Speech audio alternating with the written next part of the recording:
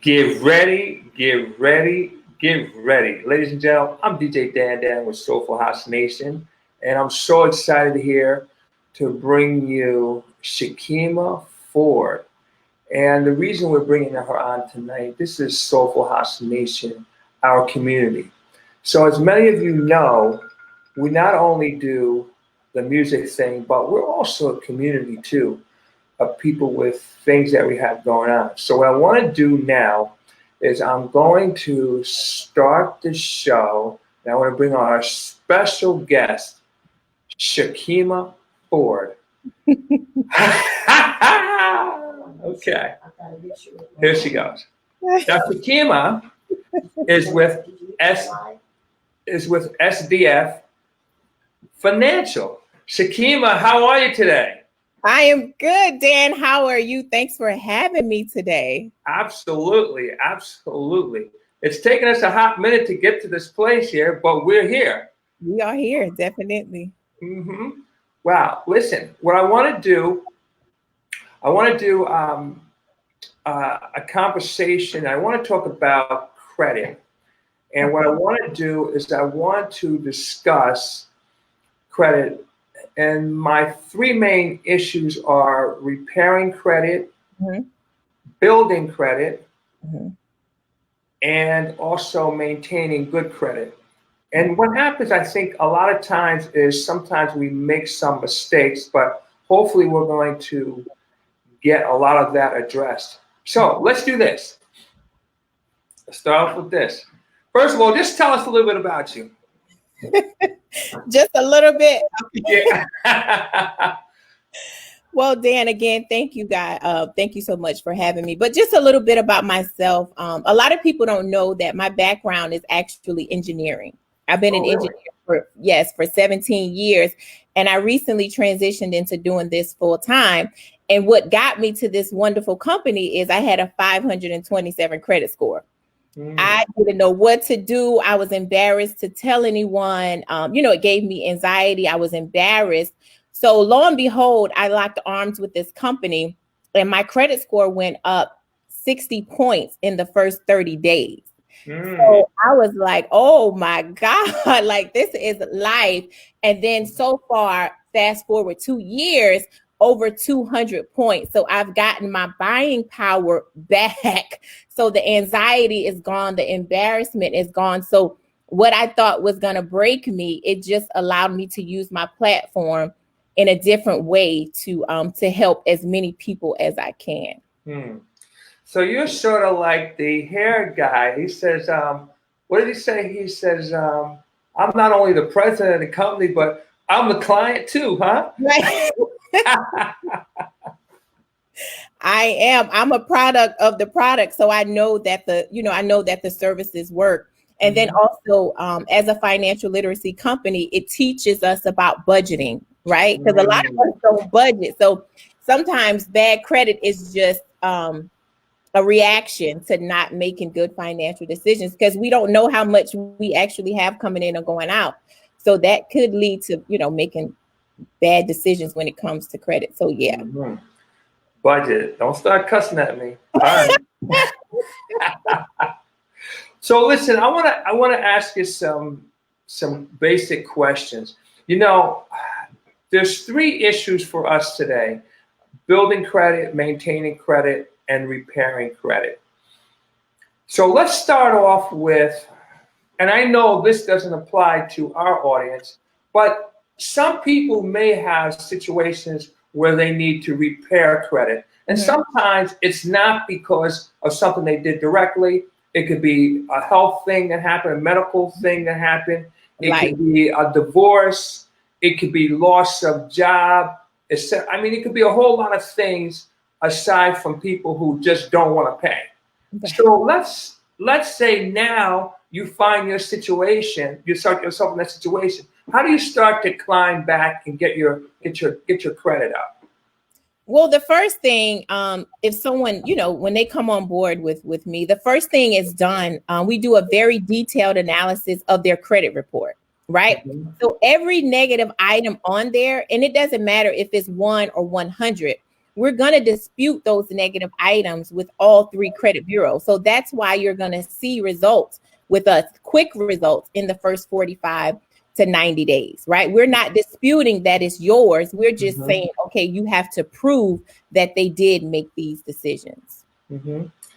So now that you've got this and you got the report, you start the analysis, you start the dispute, what's next? So while we are disputing those negative items, we're making sure that we're teaching the importance of financial literacy. So that's where the budgeting tool comes in at, right? A lot of people want to purchase homes, but we want to make sure that they get the home, yes, but your budgeting is going to show you what and how much of a home you can afford. Right. You're also going to get your identity monitored. Every 2 seconds, a person's identity is stolen. So we don't want you to fall victim of identity theft. So you're going to have access to that as well. But you also have access to everything that's going on when it comes to restoring your credit. So you can go and check your progress as often as you like, because everything is ran through your own digital portal. Right. We've even taken it a step further to giving you your own customized roadmap. So every month, you know exactly what to do and what to expect in the process. So there's no questions, no second guessing about anything. You know exactly what's going on in this process. So now that you have that going, okay, so now let's see, I'm understanding it. Step 1 is you're getting an analysis of where you stand. Step 2, you're disputing everything. Step 3, the budgeting process. So that I'm going to call it the education process, budgeting, and also to progress reports. Now, what happens now? What do you need to do on my way to repair? And again, you're a prime example of how this process works. So now the bureaus have up to 45 days to respond. Right. So we're waiting for their responses. Whatever responses that you get from the bureaus, they get mailed to our corporate office so that your profile can be updated. And if we have to go another round, we know exactly the verbiage, right, to leverage the Fair Credit Reporting Act to send out your next set of dispute letters. All right. So now that happens, then what's your next step? And like now I'm getting anxious. I mean, how long is it going to take me? I want an 850 credit score, and I'm at. I know nobody wants to wait. Nobody. I know I'm at 440. I'm trying to forget a house. I want a fly car. I want a nice ride. What are you talking about? While you're waiting, we're rebuilding your credit as well, right? So we have what we call our secured credit card, right? For people with no credit or people who are actually rebuilding their credit, right? So that's going to give you use it just like a credit card. It's based on your deposit, right? But you use it like a credit card, meaning if you put $1,000 on there, don't exceed $300. Right. You still have to keep it at 30% and under. And for those of us that are renting, we now have what we call Credit My Rent, and it reports your renting history, and it can go back as far as 2 years. So while you're not really waiting because there are still things to be done. So you take advantage of those positive trade lines that we put on your credit profile. Okay. And I guess it's kind of rinse and repeat, keep going, rinse and repeat, keep going, keep going, keep going. Or is that? It's keep going until you're satisfied with your credit score. So once you reach your desired credit score, then you just call and cancel your service. There's no contract and we don't bind you to anything. But what if I says, you know what? I don't forget about that. I want to do this on my own. What I mean, can I do this on my own? Or what if I say, look, I'm a do-it-yourselfer. What's your response to that? My response would be, if you want a tooth pulled, would you pull? No, exactly. You go to the professionals. We have a team of credit attorneys, professional credit attorneys with over 30 years of experience.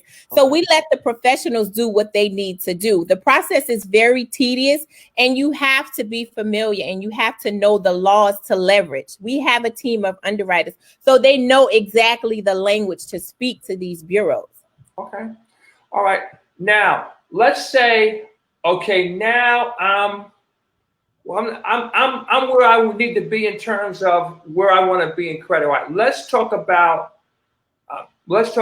maintaining, and I want to say building for last. How do I make sure that let's say I'm at 758, whatever that number, eight. How do I make sure that I stay at that number once I get it built up? I like to say this, credit is like a relationship, right? When you get with your significant other, right, you still have to keep the fire going, so you don't just stop dating that person, right? Relationships are hard, right? You have to work at it every single day, and that's like credit.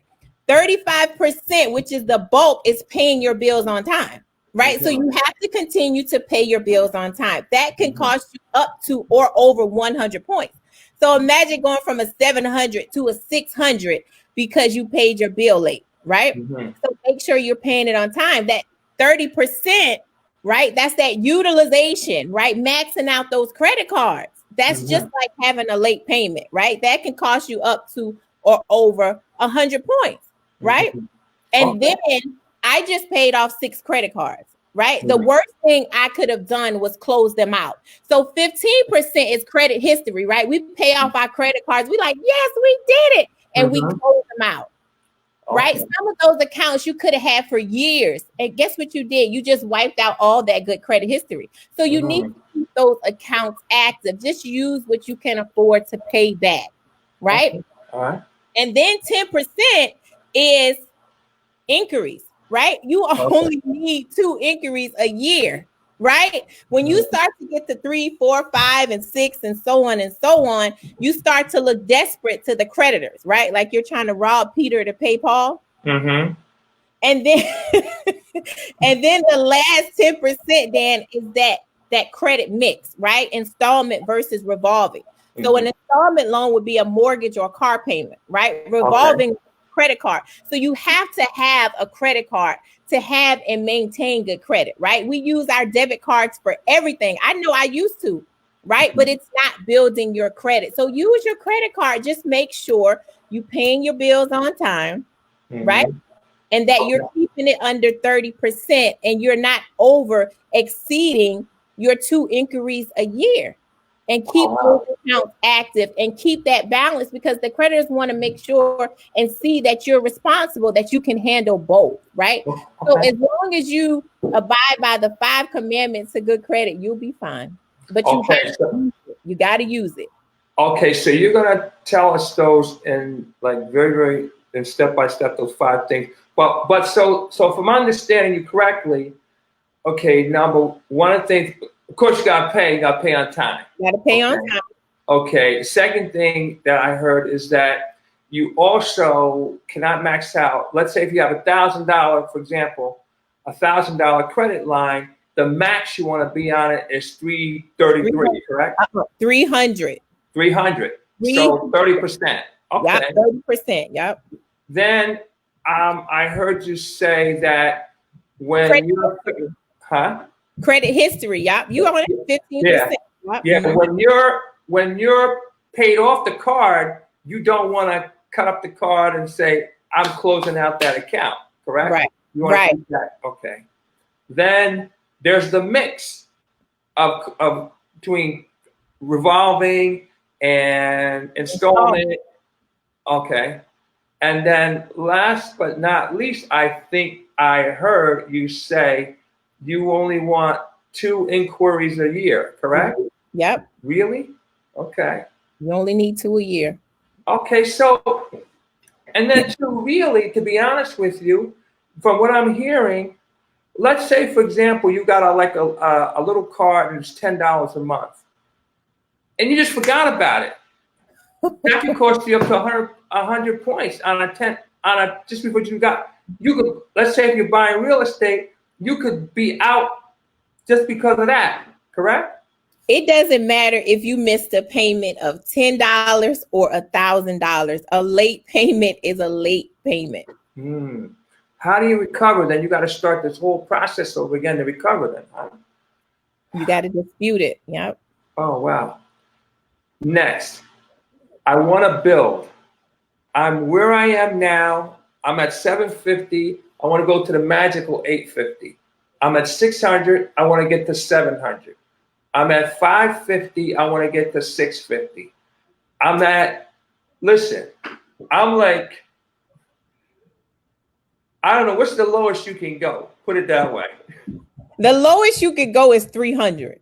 Okay, so I'm at 300. Which means you probably, more than likely, you have absolutely no credit. You've never had anything in your name. So now we have to build credit. In order to build credit, you got to use credit. So you're not going to get a credit card. You probably won't even get a debit card from the bank. So you're going to have to use and take advantage of the secure credit card, because it's not based off your social security number. It's based off of your deposit. Mm-hmm. Okay, so no credit is just as bad as bad credit. Less than perfect credit. But what about, like, I paid my rent on time, mm-hmm. or let's say I paid my cell phone bill on time, or I got something down at the jewelry shop and I paid that on time. Can we use any of that to build credit? You can use, if you have a department store credit card, you're using that to build your credit. But let's say you don't have a department store credit. You're just paying your rent. You say, listen, I do everything cash. I don't want no bills cash. Can I use my rent or no? Okay. You need to have receipts, right? Receipts. Okay. Cash is good, but not when you want to get an apartment or you want to purchase a house or buy a car or anything like that you need financing. You have to show credit history. Okay. Now they want to know if they can trust you. Now, okay, but what if I paid my rent by check? What if I paid I got some storage, I paid them by check? I mean, is any of that count, or that I can use to build credit? When you pay your rent on time, as long as your landlord verifies that, hey, he or she's been paying their rent on time for 2 years or a year or month to month, and it's verified, then it will be reported to TransUnion. So as long as your landlord can verify it, then you're fine.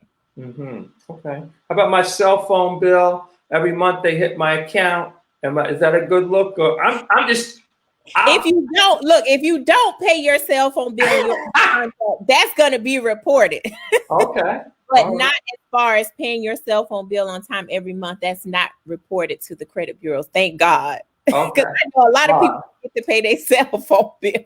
Well, speaking of that, I just had a gentleman that was looking to buy a property that I'm selling. You know, I'm in the real estate business. Right. That's my other business. And we pulled a credit report, and he had a T-Mobile bill from he refused to pay. It was like $180 or something like that. That was it. He was out. So, and that's the other point I'm leading to also, is that sometimes you get a bill that's not your bill, especially like identity theft, or sometimes it's not that it's identity theft. It's just that I paid that, or either, look, I don't feel like I should have paid that. I didn't get the product. I didn't get the service. I filed lots of complaints. The product doesn't perform as well. I said, I'm not paying it. That happens a lot. Where does that leave you? What's your advice on that? I mean, it doesn't matter what it is that's hit your credit report, right? If it's negatively affecting it, we'll dispute it. But any documentation that you have would help us along the way. Like, we're acting as your attorney, right? So any evidence you have to plead your case helps us make a better case. So if you have documentation proving that wasn't yours, or you never, received the product, then that gives us a little more leverage. Okay. Right? All right. Okay. And then the last scenario on those lines, there are lots of Dan Shivers. And this guy somewhere in Walla Walla, Michigan has got the same name. And, every time you pull a credit, his name comes up as, the bad Dan. And then you got the other guy like me comes up with the good Dan. And again, that's the same kind of situation where you have to dispute it and prove. Okay. All right. Okay. Now, let's talk about, we mentioned repair bill, So let's move on to the next thing. Okay. Some people have had bankruptcies, short sales, foreclosures.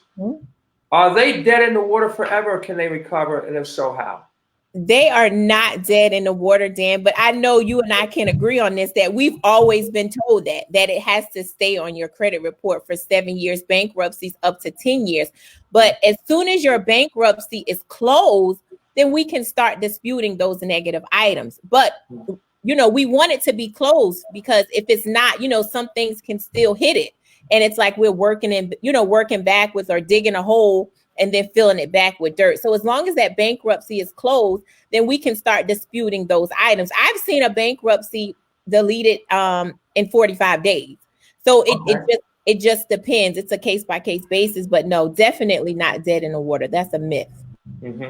So, okay. So untested, it can stay in your report up to 10 years. Up to 10 years, a bankruptcy, yes. Okay. How about a foreclosure or a short sale? 7 years. Okay. That's the myth that they tell us it has to stay on you. I mean, I always thought that until I got into this business and, started being educated. But yeah, no, as soon as it hits, we can go to work on it. Okay. Now, next question. Timelines. How long does it take for me to recover? Typically, let's say if I do what I'm supposed to do, give you documentations, back and forth, whatever. How long? Let's pretend. What's today? Today is June 23rd. My mother-in-law. Huh? I said it's my mother-in-law's birthday. Happy birthday! Happy birthday, Mrs. Ford. Anyway, so let's say today is June 23rd. Okay, am I 6 months down the road? Am I a year down the road before I'm at fighting weight, so to speak? Well, like I said, Dan, it's a case by case basis. We recommend that you stay with us anywhere from 3 to 9 months. Okay. So worst case scenario. Okay, so realistically, if I started today within a year, I could be in shape to do something, huh? Exactly. Yep. Okay. All right. But now, go ahead. Let's talk about one more scenario. Okay. Now, how much? Let's pretend I'm just going to use $10,000 for example. Okay. Let's say you make $10,000 a year. I know that's a low number. Whatever. All right. How much debt can I carry? Because they talk about income to debt ratios, and that's a very, very common term in the business. How much debt can I carry on that $10,000? Because I'm trying to get the percentages. Right? How much debt can you carry? Meaning, let's say I make $10,000 a year. Let's say that's the number. How much debt can I carry on that $10,000 a year to be able to move forward or whatever? Is it 20%, 30%, 40%? How much debt can I carry? Percentage of debt, put it that way. That income is very low, Dan. Okay, I just made up the number. I get it. It's very low. You're not gonna get a lot with that income. No, forget the income. Let's make it 100 grand and 6 figures, 7 figures, 8 figures like you. Okay.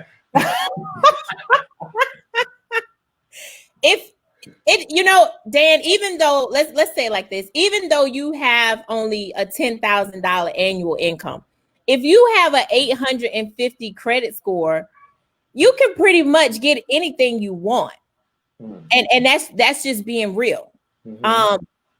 You can, but usually if you have a 6-figure income, let's just say you make maybe $120,000 a year, you could get approved for a $300,000 house. Okay. All right. Now, here's, I know you see this a lot. Okay. a lot of people start making money. First thing they do, go out and buy a very expensive car. Mm. And they ride around, oh, they're looking good, and living at mom's place. Mm-hmm. I mean, what advice would you give someone who either A, comes into a lot of money in terms of their credit and things? What advice would you give someone who's making, let's say, a six-figure income?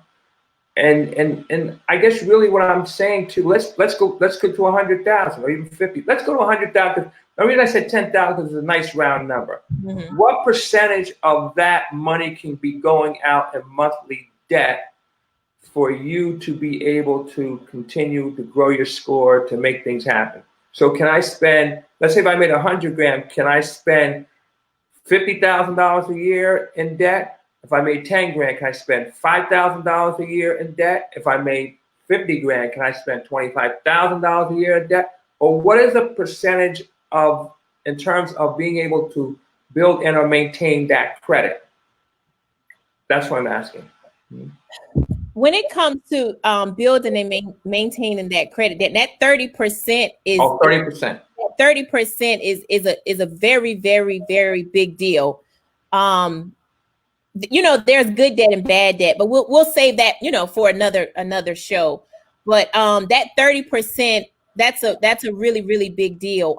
You don't want to be sinking in debt. And then I tell people too, if you can't buy it twice, you can't afford it, right? And the worst thing that we could do when we get a lump sum of money and we want to leverage our credit and we don't have a house yet is buy a car. You're just shooting yourself in the foot, because now the lenders are going to be leery. And we can even get into, which I don't really want to get into, but you know, our culture, right? They say we want to look good, we want to have the fancy cars, and the lenders are leery once we get that nice fancy car when it comes to purchasing a home, because they feel, and I've had this conversation with lenders before, that they feel that if it came down to it, that they would pay for the car before they paid the mortgage. But that's a whole nother show. That's another show. Okay, all right. That's a whole nother show too. Okay. Now, we're getting down to the wire. What I want you to do is to take a few minutes to tell us about your company, and you have an opportunity that you have, and I'd like you to share that with us, and maybe with a little bit of, you can kind of just recap a little bit of your story, and then, you know, what it's done for you and how you've been able to move forward. Thank you so much, Dan. Well, like I said, when I got started with this company, I had a 527 credit score, right? I was just like, what am I going to do? As an engineer making a six-figure salary, I'm like, I should not have a 527 credit score, but I had a late payment and it costed me like 96 points, right? So it tore my credit score up. Once I saw how I was able to help so many other people, realizing that it's 68 million people in this world with less than a 700 credit score, right? And if my credit score went up 200 points, why am I not telling the world? Because think about it, and I say this all the time. If you had the cure for cancer, would you tell everybody? Yes. If you had the cure to kill COVID-19, would you tell everybody? So if you have the cure for financial freedom, would you tell everybody? So that's exactly what I do. And it has just, like I said, I was able to leave my engineering career of 17 years, a six-figure salary, Dan, and not to miss a beat, and set myself up to make multiple six figures just by helping people, right? And that's all I do all day. I help people get their buying power back. Right? People that think it takes 7 years to 10 years to become homeowners. No, it doesn't take that. But my main goal at the end of the day is to make sure that I'm educating my people, right? All people, right? Because, you know, less than perfect credit doesn't discriminate. It doesn't matter what race you are, what ethnicity. It doesn't matter. Life happens to everybody. So my job and my goal and my mission is to help as many people as I can. While I'm educating them on the importance of credit, because a lot of people don't know about the 30%, right? They think they get a $1,000 credit card. Oh, I'm using all $1,000, not knowing that just put your credit score in the ground. So I have a passion for people. I love what I do.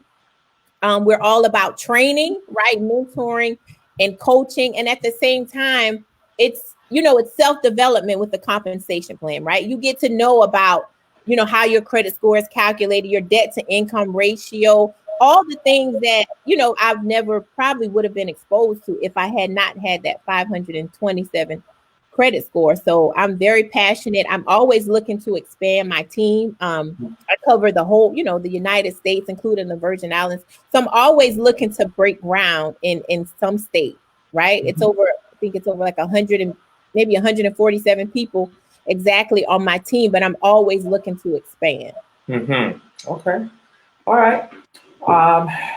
If people want to contact you, follow you, support you, get more info, how do they do it? So, of course, Laura, I'm on social media. My Instagram is Shakima_the_CEO. That's my Instagram name. On Facebook, I am Shakima D. Ford. On Facebook, my number is posted. It's not a secret. You can always call me to set up an appointment. I go by appointments, right? I like to be organized. My number is 860-996-1422. One more time, repeat the phone number for us people who make phone calls. 860-996-1422. And if you like to get more information, feel free to text me more information and we'll set up a consultation. But the best way to reach me is probably my cell phone, because I do get a lot of DMs and people have a lot of questions and I'm not always able to get to them every day. So my cell phone is okay. the best way to reach me. No problem. Now, just for those who need a little bit of help, please, you said Shakima, and you're on, but spell it for us. Okay, SH, I know, because it's spelled a lot of different ways. SHAKIMA_the_CEO. That's my Instagram name. On Facebook, I am Shakima D. Ford. SHAKIMA D. Ford on Facebook. Okay, fantastic. Well, listen, Shakima, I just want to, put it this way. Any final thoughts before we close it out?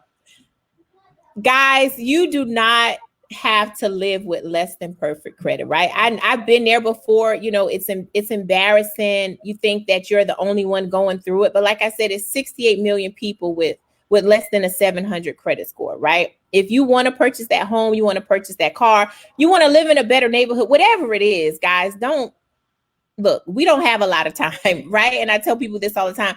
The older you get, you realize that you have more time behind you than you do ahead of you. So we have to make every moment count. When you have someone like myself, as passionate as I am about helping people, do not be afraid to reach out. This is a no judgment zone. Remember, I had a 527 credit score.